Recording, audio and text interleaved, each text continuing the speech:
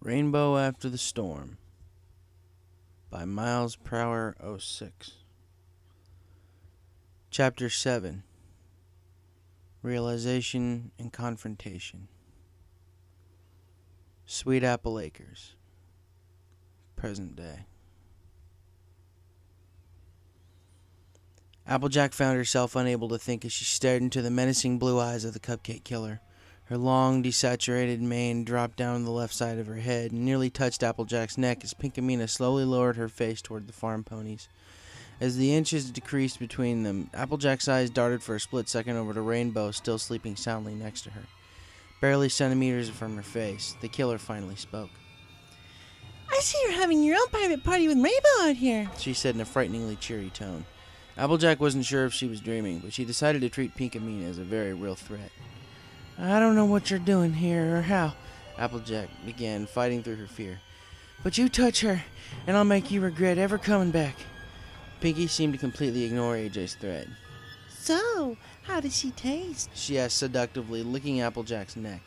"I just tried one of her meaty thighs, but I see you went for the juiciest part." AJ continued leering at Pinkamena as she was pinned to the ground. "What's the matter, Applejack? I can't come visit my friends." "You're not my friend. You're a sick, twisted freak in her mind." "Same body, same mind, Applejacky. Besides, I still consider you my friend, even after the rude way you interrupted her very special party. Isn't that nice of me to forgive and forget? I paid Lyra a visit last night, too." "Ghosts don't last forever," Applejack stated, saying it as much to herself as she did to Pinkamena. "Oh, and I suppose your Ponyville's expert on ghosts. I'm not going anywhere. She'll never get rid of it. And soon, I'll be strong enough to continue my parties. I'm sure Dashie's eager to finish hers." AJ felt a surge of anger rise up in her chest. "You lay one hoof on her, and I swear to Celestia, I will find a way to make ghosts feel pain." Pinkamena looked astounded. "You go so far as to hurt me when all I want to do is keep my friends forever?" Applejack leered at her. "Yes, the kind of unimaginable pain you put her through. And I don't care what you say. You are not my friend." "You should learn to not say such mean things, AJ, even after I forgave you," Pinkamena said, sounding insulted. "It's weird. All the friends I made, all the ponies I threw parties for, you brought an end to it all." She placed her front hooves on both sides of her head, finally releasing Applejack. "Don't worry, Applejack. The stage isn't set just yet. First, things have to be shaken up a bit for my greatest party ever." With that, Pinkamena twisted her head violently to the left, snapping her own neck. Applejack screamed at the sickening crack, and Pinkamena vanished. Roused by the scream, Rainbow sat up. "Hey, what's going on?" she asked, her sleep suddenly disturbed. She then saw the frightened look on her friend's face. "AJ, are you all right?" Applejack simply stared wide-eyed at where Pinkamena had been. "Applejack, what's wrong?" Rainbow asked, her concern growing. AJ didn't have an opportunity to respond before they both noticed something wrong beneath their hooves. The ground began to vibrate. "What on earth?" Rainbow asked quizzically at the phenomenon. Then came the jolt, as both ponies were nearly knocked off their feet as the shaking increased tenfold. An earthquake. The apples swayed on the branches in the orchard. Some fell to the grass. Applejack and Rainbow Dash managed to keep their footing and soon got their bearings.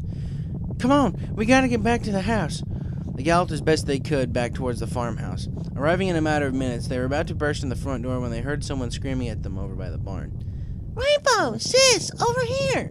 They heard Apple Bloom cry out to them. They turned to look and saw that the rest of the family had taken cover in the apple cellar beneath the barn. Rushing to join them, AJ and Rainbow descended the stairs, and Big Mac immediately closed the doors, hearing a window shatter and the shaking. Sitting in the cellar with nothing but a dim lantern under a shaking barn was unnerving. But about 5 minutes later, it finally came to a stop. Waiting perfectly still to make sure there weren't any immediate aftershocks, they finally breathed a sigh of relief and headed back outside to survey the damage, of which, fortunately, there was very little. A bunch of frightened and spooked farm animals and a few broken windows, but other than that, everything else seemed to hold together. "We gotta get into town. Make sure every pony else is okay," Rainbow said, her thoughts falling to her other friends. Big Mac, Granny, and Apple Bloom agreed to gather up what spare supplies they could and would head into town after them. Together, Rainbow and Applejack headed through the night towards Ponyville, which was understandably in a bustle after the quake. Coming in the east side of town, one of the first things Rainbow took notice of was no one was attending the feed and seed. Marty was nowhere to be seen.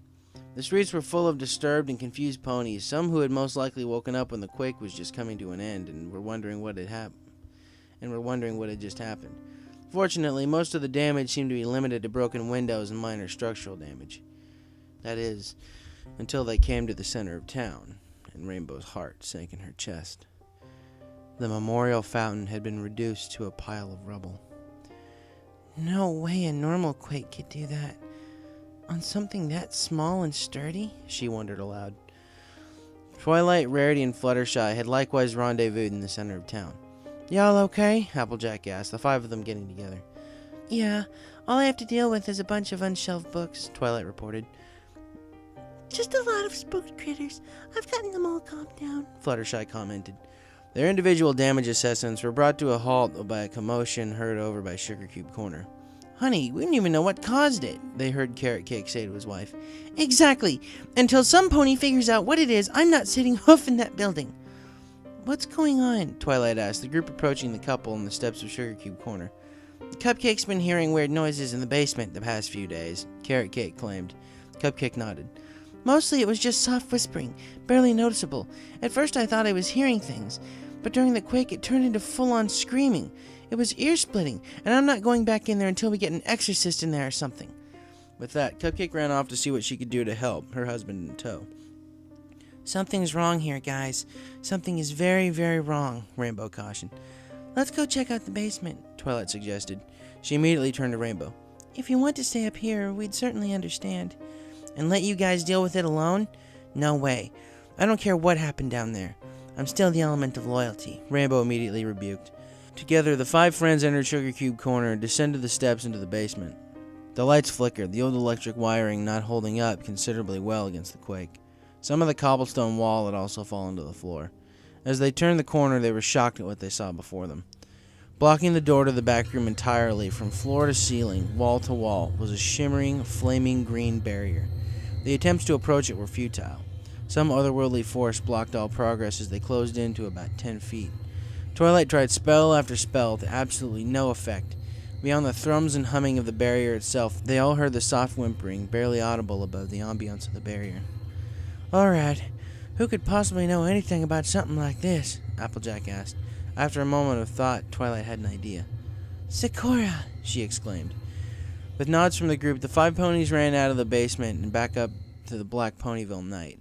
They continued south right through town and continued along the path into the Everfree Forest.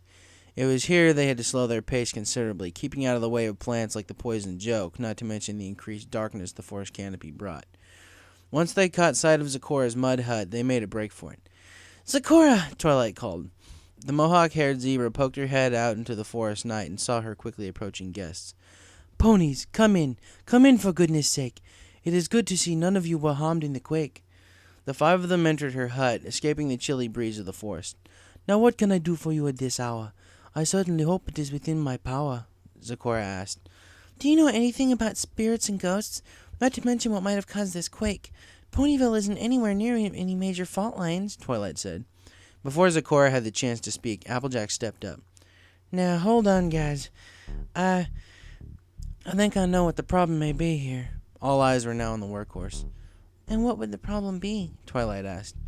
"Call me crazy, but Pinky." No pony immediately replied to what was just said. "Darling, how could that be possible?" Rarity asked after a few moments of silence. "The same way that magical field down in the basement is possible. I saw her tonight. Not the Pinky we were friends with. No, the crazy one. The one who wrote most of that journal of hers." "I think AJ is right. I think Pinky Mina's trying something. Something bad." "You've seen her too?" AJ asked, turning her head to Rainbow. Rainbow nodded. "A few nights ago, after our first night together, just before Luna showed up with the journal. She seemed she mostly wanted to scare me. AJ added. "By drawing out your fear, the ghost may thrive. Because you two were the last to see her alive," Zecora hypothesized. "She only came to you in your dreams?" AJ asked. Rainbow nodded affirmatively. "She seemed awfully real to me. Pinned me to the grass, snapped her own neck, and then she vanished. That's when the earthquake started. So what's that got to do with the voices Mrs. Cake's been hearing? The force field in the basement? Something clicked in Rainbow's head. In that journal, there were two distinct personalities. The Pinky we all knew, and then this Pinkamena personality that first appeared the day of her surprise birthday party. As the journal went on and the murders continued, Pinky became effectively trapped in her own mind, forced to watch, unable to control anything. But it was still the same body. Zecora sensed what Rainbow was getting at. If this Pinkamena is after you, then the friend you know is around here too. I'm sure by now we can all see that only a supernatural occurrence this quake can be. As she feeds on the town's fear, her power grows. What she'll do then, no one knows. Pinkamena is creating fear, and we must stop her, now and here. But how? AJ asked. This evil back down to the depths we must send, and the only one who knows how is your long-lost friend.